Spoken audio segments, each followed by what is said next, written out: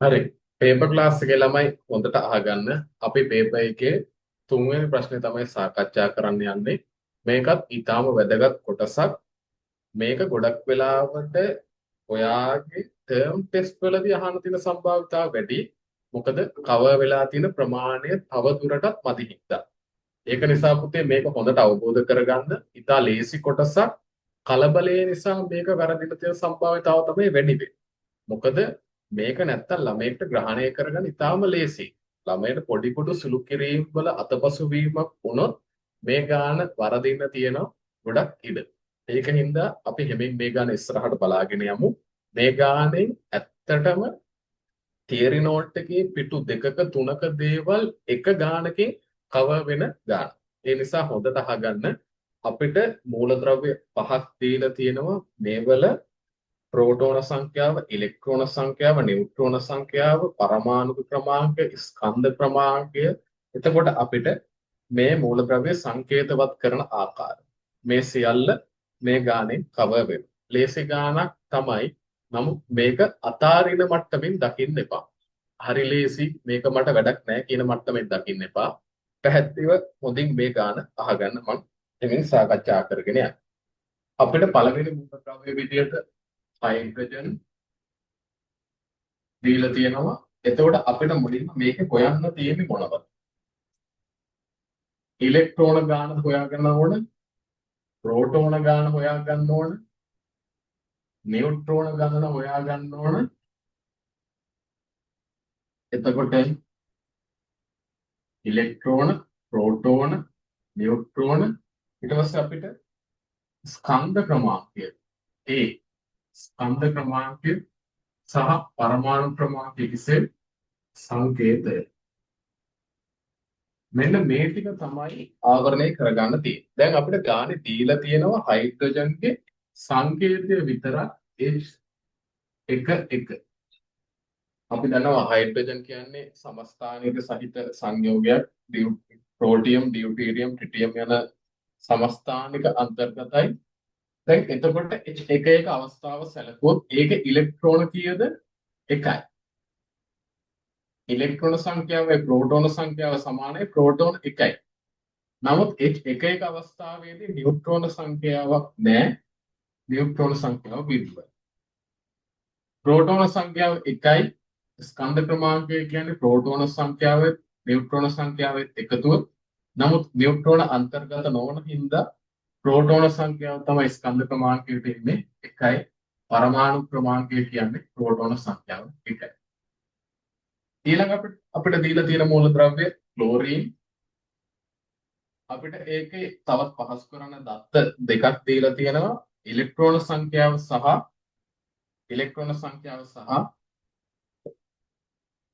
ස්කන්ධ ක්‍රමාංකය අපිට දීලා තියෙනවා. ඉලෙක්ට්‍රෝන සංඛ්‍යාව සහ ස්කන්ධ ක්‍රමාංකය. ඉතින් පහසුවෙන් හොයාගන්න පුළුවන් ඉලෙක්ට්‍රෝන සංඛ්‍යාව දන්නවනම් ප්‍රෝටෝන සංඛ්‍යාව එමාගේමයි 17යි. මොකද උදාසීන අවස්ථාවේ තියෙන පරමාණුවක් මූලද්‍රව්‍යමය අවස්ථාවේ තියෙන පරමාණුවක් ඉලෙක්ට්‍රෝන සංඛ්‍යාව ප්‍රෝටෝන සංඛ්‍යාව එකක සමානයි. ස්කන්ධ ක්‍රමාංකය සහ ප්‍රෝටෝන සංඛ්‍යාව දන්න හින්දා ඒ දෙකේ වෙනසෙන් අපිට නියුට්‍රෝන සංඛ්‍යාව ගන්න පුළුවන්. එහෙනම් නියුට්‍රෝන සංඛ්‍යාව 18ක් විදිහට දක්වන්න පුළුවන්. ඊළඟට පරමාණු ක්‍රමාංකය ප්‍රෝටෝන ගණනට සමානයි 17යි. එහෙනම් ක්ලෝරින් සංකේතවත් කරන්නේ කොහොමද? යටින් අපි ලියනවා පරමාණු ක්‍රමාංකය, ඉහළින් අපි ලියනවා ස්කන්ධ ක්‍රමාංකය. ගැටලුව හරි. ඊළඟට අපිට ඔක්සිජන්ගේ දීලා තියෙනවා දත්ත දෙක විදිහට අපිට දීලා තියෙන්නේ ප්‍රෝටෝන ගණන සහ ස්කන්ධ ක්‍රමාංකය. ප්‍රෝටෝන ගණන අපිට 8ක් කියලා දීලා තියෙනවා සහ ස්කන්ධ ක්‍රමාංකය 16ක් ලෙස දක්වලා තියෙනවා.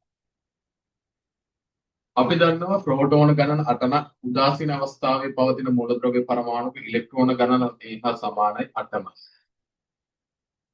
ස්කන්ධ ක්‍රමාංකය සහ ප්‍රෝටෝන ගණන දන්න හින්දා අපිට නියුට්‍රෝන සංඛ්‍යාව සොයා ගන්න පුළුවන් 8යි. පරමාණු ක්‍රමාංකය සහ ප්‍රෝටෝන සංඛ්‍යාව එකිනෙකට සමානයි 8යි. එහෙනම් ඔක්සිජන් මෙන්න මේ ආකාරයට සංකේතවත් කරනවා. ඊළඟට අපිට දීලා තියෙන්නේ හීලියම්ගේ හීලියම්ගේ අපි හීලියම්ගේ දත්ත දෙකක් දීලා තියෙනවා ඉලෙක්ට්‍රෝන ගණන සහ ස්කන්ධ ක්‍රමාංකය. ඉතින් ඉලෙක්ට්‍රෝන ගණන ප්‍රෝටෝන ගණනට සමානයි. ප්‍රෝටෝන ගණන සහ ස්කන්ධ ක්‍රමාංකය දන්න නිසා නියුට්‍රෝන ගණන හොයාගන්න පුළුවන්. ප්‍රෝටෝන සංඛ්‍යාවයි පරමාණු ක්‍රමාංකය සමානයි 2යි. එහෙනම් මෙන්න මේ විදිහට තමයි අපි නිවැරදිව සංකේතවත් කරන්න ඕනේ. ඊළඟට අවසාන එක විදිහට අපිට සෝඩියම් දීලා තියෙන්නේ. සෝඩියම්ගේ අපිට දත්ත දෙක දීලා තියෙන්නේ ස්කන්ධ ක්‍රමාංකය සහ පරමාණු ක්‍රමාංකය. ස්කන්ධ ක්‍රමාංකය 23යි කියලා දීලා තියෙනවා. පරමාණු ක්‍රමාංකය 11යි. එහෙනම් ඊටාම ලේසි පරමාණු ක්‍රමාංකය දන්න හින්දා ප්‍රෝටෝන සංඛ්‍යාව දන්න 11යි. ඉලෙක්ට්‍රෝන සංඛ්‍යාව ප්‍රෝටෝන සංඛ්‍යාවට මේ අවස්ථාවේදී සමානයි. ඒකින්ද එකත් 11යි. ස්කන්ධ ක්‍රමාංකය ප්‍රෝටෝන සංඛ්‍යාවෙන් අඩු කරාම නියුට්‍රෝන ගන්න අපිට එනවා 12යි. එහෙනම් නිවැරදිව සංකේතවත් කරන ආකාරය අපි දන්නවා. 11 සහ 23. ඊටාම ලේසි ගාන. දැන් බලන්න ලොකු පරාසයක කොටස් ආවරණය වුණා නැත්නම් අපි වෙන වෙනම මාතෘකා ලියලා මේ දේවල් ඉගෙන ගන්න. නමුත් මේ ගානෙන් අපි කරන්නේ ඒක මේ වැඩසටහනේ අපේ අරමුණත් ඒක කෙටි කාලයක් තුල විශාල ප්‍රමාණයක් ආවරණය කිරීම සහ නැවත මතක් කිරීමට කාලය ඉතිරි කිරීම. දැන් අපිට මේක ආයිමත් ඊළඟ පේපර් එකේදී අපිට ආයිමත් මේ කොටස් හම්බ වෙනවා.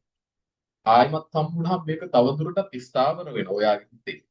ආයිමත් මේක කරාම විභාගයකට වල මේ කොටස බලන්න වෙන කාලයක් වැය කරන්න ඕනේ නැහැ. මොකද ඔයාට ඒ තරම් ආත්ම විශ්වාසයක් තියෙනවා මට මේ කොටස පුළුවන් කියලා.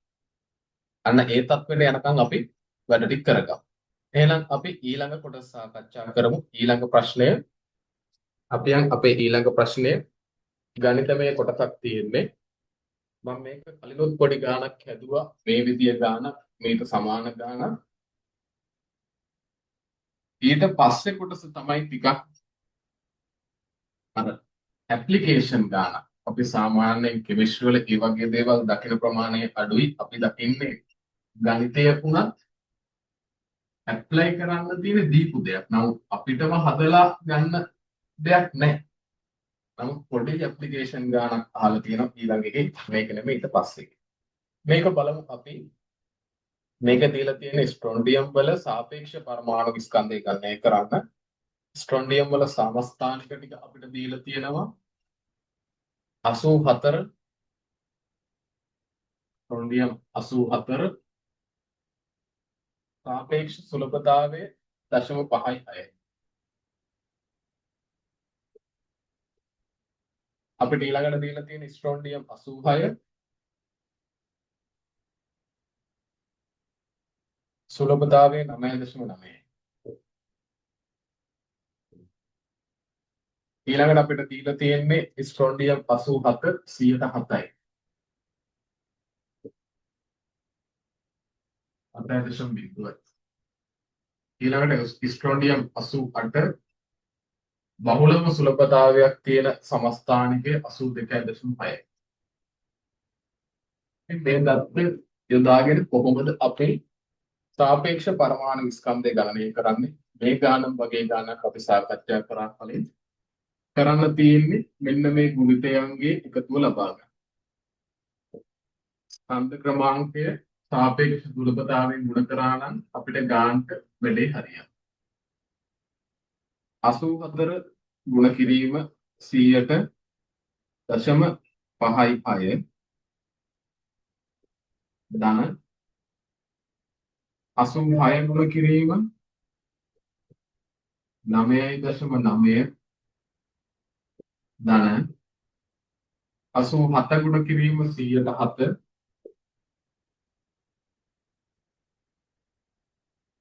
ධන 88 ගුණ කිරීම 82.6. ඉතින් මේ සියල්ලගෙම 100 අගයන් තමයි මේ දීලා තියෙන්නේ. 100ට අගයන් දීලා තියෙන්නේ. එහෙනම් මේක සියල්ල 100ෙන් බෙදන්න ඕන. ඉතින් මේක සුළු කරලා ගත්තාම අපිට උත්තරය ගන්න පුළුවන් සාපේක්ෂ පරමාණු ස්කන්ධ ස්ට්‍රෝන්ඩියම්ගේ ආසන්න වශයෙන් 87.76ක්. ඒ කියන්නේ 88කට ආසන්නයි. මොකද මම කිව්වා මේකෙන් තමයි වැඩිම දායකත්වයක් දක්වලා තියෙන්නේ. එහෙනම් ඒකට ආසන්න අගයක් තමයි උත්තරයට එන්න ඕන. සුළු කිරීම හරියට කරා නම් අපිට ස්ට්‍රක්චර් ඩිස් එකකට මේකට ප්‍රශ්නයක් වුණොත් මෙතෙන්ට අපිට ලකුණක් එකතු වෙනවා. මෙතෙන්ට ලකුණක් එකතු වෙනවා. ලකුණු දෙකක කොටසක් සුළු කිරීම හරියට කරගත්තා නම් වැඩේ හරියටම පුළුවන්. එහෙනම් ඊළඟ ප්‍රශ්නෙට යන්න අපි ඊළඟ ප්‍රශ්නෙට යමු. ඒකෙදි අපිට මම කිය පොඩි ඇප්ලිකේෂන් ගන්න. ඩිරෙක්ට් මේක මේ විදියට තියරි වල සඳහනක් කරන්නේ අපි. නමුත් මේක මේ විදිය ප්‍රශ්නයක් දීලා තියෙනවා බලමු.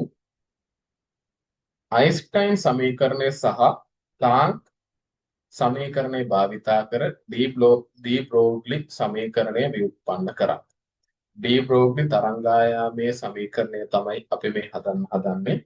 එහෙනම් අපි බලමු මේ දෙකෙන් කොහොමද මේ සමීකරණය ගොඩනගා ගන්න කියලා. අයින්ස්ටයින් සමීකරණය අපි දන්නවා E සමානයි mc වර්ගය. ස්කන්ධය ගුණ කිරීම ආලෝකීය ප්‍රවේගයේ වර්ගය. ප්ලාන්ක් සමීකරණය අපි දන්නවා E සමානයි h mu. අපිට mu ලියන්න පුළුවන් ටිකක් ව්‍යුත්පන්න කළා. mu සමානයි c බෙදීම ලැම්ඩා. එහෙනම් E සමානයි h c බෙදීම ලැම්ඩා. මෙන්න මේ දෙක තමයි සමීකරණ දෙක. මෙන්න මේ දෙක භාවිතයෙන් තමයි डी බ්‍රෝග්ලි තරංග සමීකරණය ව්‍යුත්පන්න කරන්න ඕන. දැන් මේ හැම එකම දීලා තියෙන්නේ ෆෝටෝනික ශක්තිය මෞලික හොයන්න ඕන නම් මේක අවකාඩ්‍රෝ සංඛ්‍යාවෙන් ගුණ කරන්න ඕන. දෙකේම E ෆෝටෝනික ශක්තිය හින්දා මේ දෙක එකිනෙකට සමානයි. මේ දෙක එකිනෙකට සමානයි. mc වර්ගය සමාන වෙනවා h c බෙදීම ලැබෙනවා. c වර්ගයට c එකක් කැපිලා යනවා. අපිට डी බ්‍රෝග්ලි සමීකරණයේ තරංගායම තමයි උත්තර කරගන්න ඕනේ. එහෙනම් මේක මේ පැත්තට ගෙනියමු. තරංගායම සමානයි h බෙදීම m c. c සමානයි v ආලෝකයේ වේගයමයි. එහෙනම් ලැම්ඩා සමානයි h බෙදීම m v. ඔන්න ඔය විදිහට තමයි අපිට සමීකරණය ගොඩනගා ගන්න පුළුවන් වෙන්නේ. අයින්ස්ටයින් සමීකරණය සහ ප්ලාන්ක් සමීකරණය භාවිතා කළා. ලැම්ඩා සමානයි h බෙදීම mv. mv කියන්නේ ගම්‍යතාවය. p කියලා දැම්මත් හරි. එහෙනම් අපි ඊළඟ කොටස සාකච්ඡා කරමු.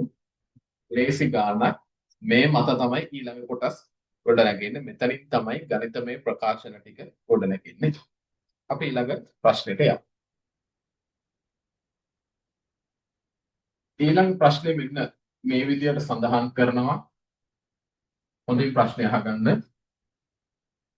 දෘශ්‍ය පරාසයේ කොළ පැහැති ආලෝකයේ ෆෝටෝනික ශක්තිය ගණනය කරන්න. දෘශ්‍ය පරාසයේ කොළ පැහැති ආලෝකයේ ෆෝටෝනික ශක්තිය ගණනය කරන්න. අපිට දීලා තියෙනවා දත්ත විදියට ප්ලාන්ක් නියතය 6.626 ගුණ කිරීම 10 ජූල් තත්පර. ආලෝකයේ ප්‍රවේගය දීලා දිනවා 3 ගුණ කිරීම 10.8ක් ms ඍණයක සහ තරංග ආයාමය දීලා තියෙනවා. එහෙනම් අපිට කෙලින්ම සමීකරණය ආදේශ කරන්න පුළුවන් මේකට මොකද්ද? ෆෝටෝනික ශක්තිය අහන්නේ E සමානයි h c බෙදීම ලැම්ඩා. E ගාමී තමයි අහන්නේ අපිට හොයන්න ඕන. h දීලා තියෙනවා 6.626 ගුණ කිරීම 10 ජූල් තත්පර ගුණ කිරීම c ආලෝකයේ ප්‍රවේගයේ දිනවා 3 ගුණ කිරීම 10.8ක් ms ඍණයක බෙදීම තරංග ආයාමයේ 550ක් නැනෝමීටර වලින් අගේ දීලා තියෙන නැනෝමීටර අපිට මීටර බවට පරිවර්තනය කරගෙන 10 න් 9 ගුණ කරා. එහෙනම් අපි දන්නවා තප්පරයට මෙතන තප්පරයට කියන එක මෙතන තප්පර වලට කැපිලා යනවා මීටර වලට කැපිලා යනවා ඒකකේ ඉන්නේ ජූල් වලින්. එහෙනම් මේක සුළු කරාම අපිට ආසන්න අගය උත්තරේ ගන්න පුළුවන් 3.6 ගුණ කිරීම 10 ඍණ 19ක්. මම මේක මේ අවස්ථාවේ සුළු කරන්නේ කාලය ගත වෙන හින්දා මේක සුළු කළා මේක ලබා ගන්න පුළුවන්. මේක ස්ට්‍රක්චර් කෙසේ එකක් වුණොත් කොයි විදිහට ලකුණු බෙදෙන්නේ සමීකරණයට එක ලකුණයි ඒකක සමග ආදේශයට එක ලකුණයි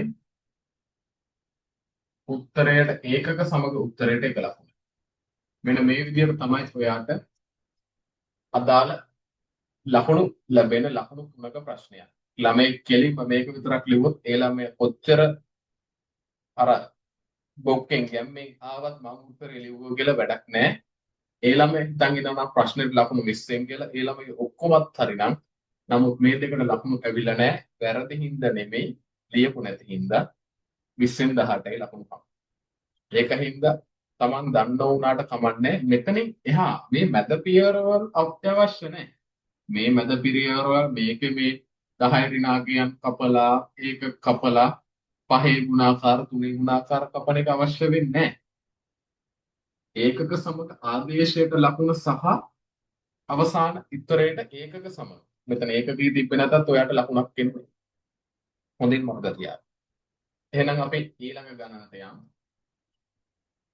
සරල ගණන් වෙන්න පුළුවන් නමුත් ඔයා නොදැනුවත්කම නිසා නෙමෙයි ලකුණු අඩු කරගන්නේ ඔයාගේ කලබලකාරී බව. ඒකින්ද ලකුණු අඩු කරගන්න එපා.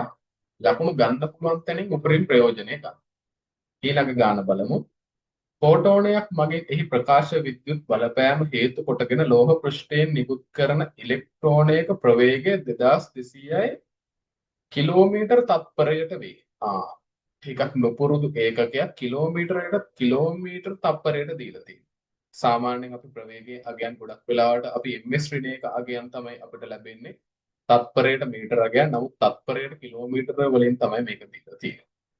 අපි දන්නවා ලෝහ පෘෂ්ඨයකින් ඉලෙක්ට්‍රෝන නිකුත් වීම ප්‍රකාශ විද්‍යුත් ආචරණය ඇල්බර්ට් අයින්ස්ටයින් විද්‍යාඥයා තමයි ඉදිරිපත් කරේ. එහෙනම් අපි බලමු කොහොමද ගාන හදන්නේ කියලා. අපිට දත්ත විදියට දීලා තියෙන්නේ ඉලෙක්ට්‍රෝනික ස්කන්ධය දීලා තියෙනවා. ශක්තිය තමයි අහන්නේ. අපිට ලේසියටම සමීකරණය ගන්න පුළුවන්. E සමානයි අපිට දීලා තියෙන්නේ ෆෝටෝනයක තරංගායාමය හොයන්න. ඩී බ්‍රෝග්ලි තරංගායාම සමීකරණය E සමාන ලැම්ඩා සමාන h බෙදීම mv. ලැම්ඩා තමයි හොයන්න තියෙන්නේ h ප්ලාන්ක් නියතයගේ ඉස්සෙල්ලා දීලා තිබ්බ 6යි 2යි 6 ගුණ කිරීම 10 ඍණ 34යි ජූල් තත්පරයට ජූල් තත්පර ස්කන්ධය දීලා තියෙනවා කිලෝග්‍රෑම් වලින් අපිට 9.1යි 7 ගුණ කිරීම 10 ඍණ 31යි කිලෝග්‍රෑම්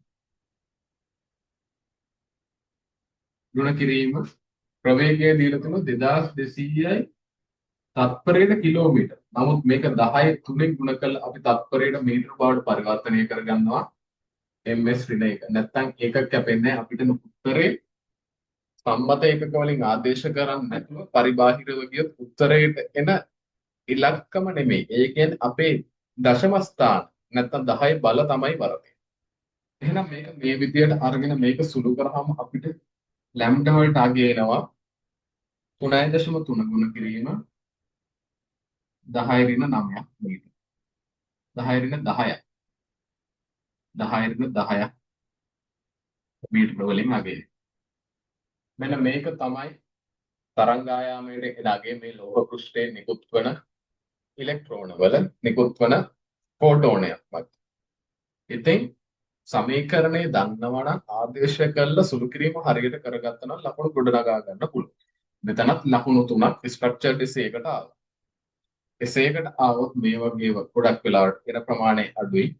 MCQ එකටත් ඇත්තටම අවම වශයෙන් මේක පියවර දෙකක්වත් ලියන්න ඕන. මොකද MCQ එකේ උත්තර දෙනකොට ඉතා ආසන්න දශම ස්ථාන වලින් යුක්ත උත්තර ළඟ ළඟ දෙනවා.